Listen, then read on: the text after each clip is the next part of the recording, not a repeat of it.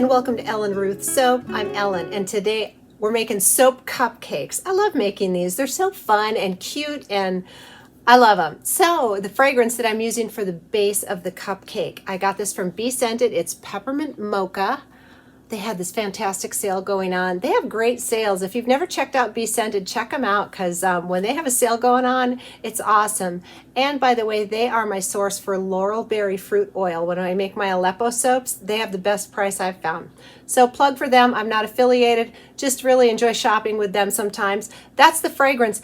It does discolor. I have my little notes on the side. If you've watched any of my previous videos, I talked about this.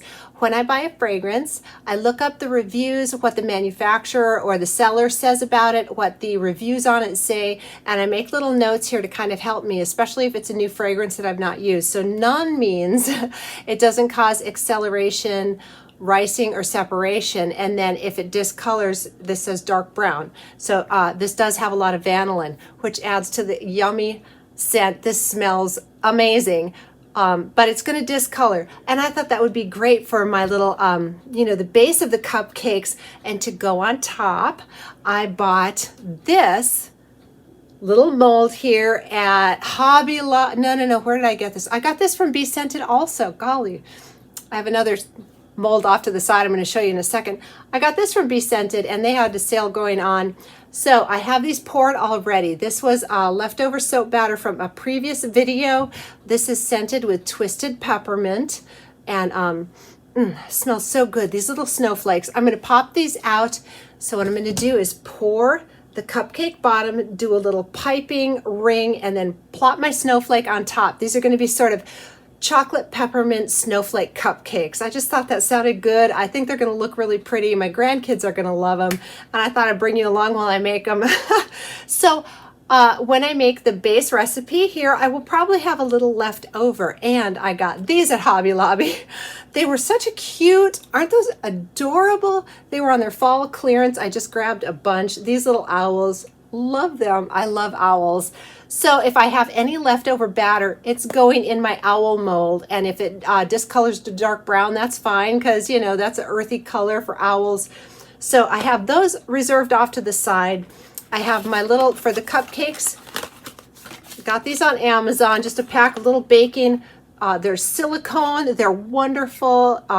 They hold their shape when you pour into them. You don't need to put them in a muffin holder. They hold their shape when you pour, and they unmold like a dream. So these are going to be the little base.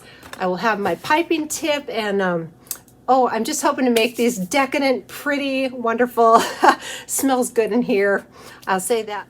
So for the base, I will be using my heavy cream powder as one of the additives, just to sort of keep this foodie and delicious. And well, I use the word delicious making soap, but it smells that way. So let me get everything pulled together and get ready to make the base of these cupcakes, get my snowflakes unmolded, and let's make some peppermint, no. What is it? Peppermint mocha with snowflakes on top cupcakes.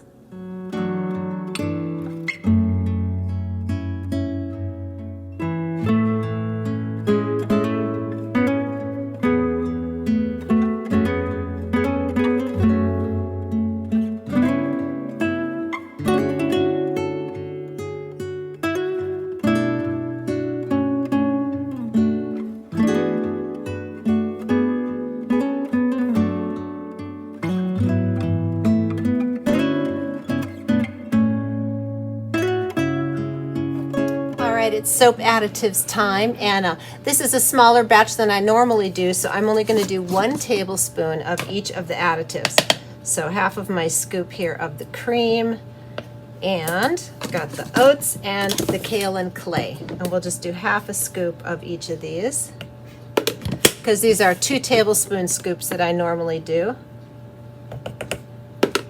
There we go. I'm going to get this all blended in, and then we'll come back and get rolling.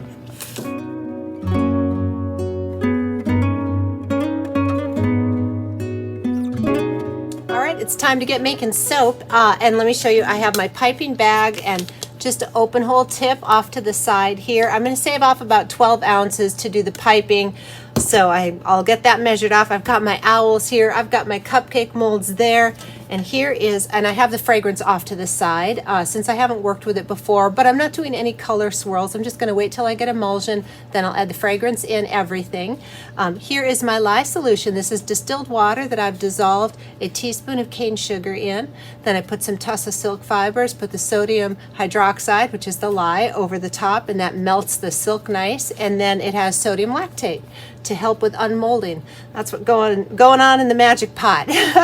So again, we're just going to go up to emulsion, and then I will get that fragrance in there. We're not doing any color swirls, so this is pretty simple today. Smells fantastic.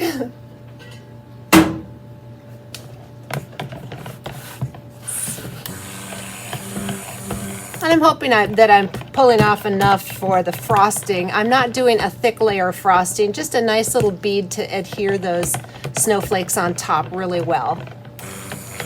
And the snowflakes are a little wider than the cupcakes. I think they're going to look adorable. All right, that's looking like emulsion, so I'll go ahead and get my fragrance in here. Wow, this is a nice one. And I'm not adding any mica because I really want to see how this discolors the actual shade that it becomes. So we're just going to let it kind of do its thing.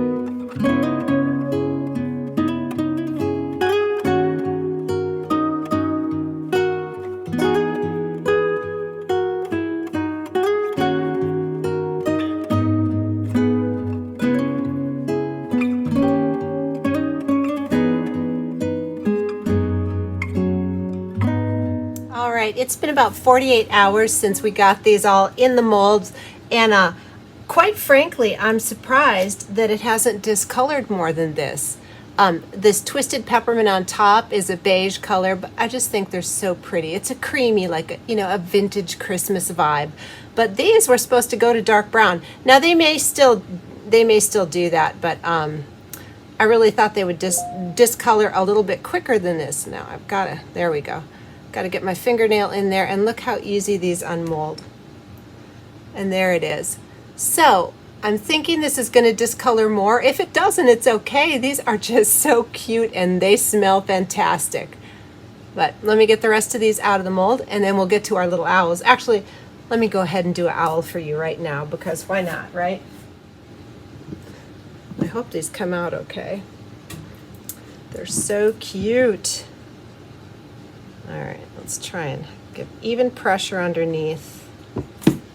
And oh my golly, these just make me happy. Aren't those cute? Okay, so these are about 3.5 ounce little owls, and I think they're adorable. So yeah, we shall see. If they discolor more, I'll show pictures at the end, but let's get the rest of these out of their molds.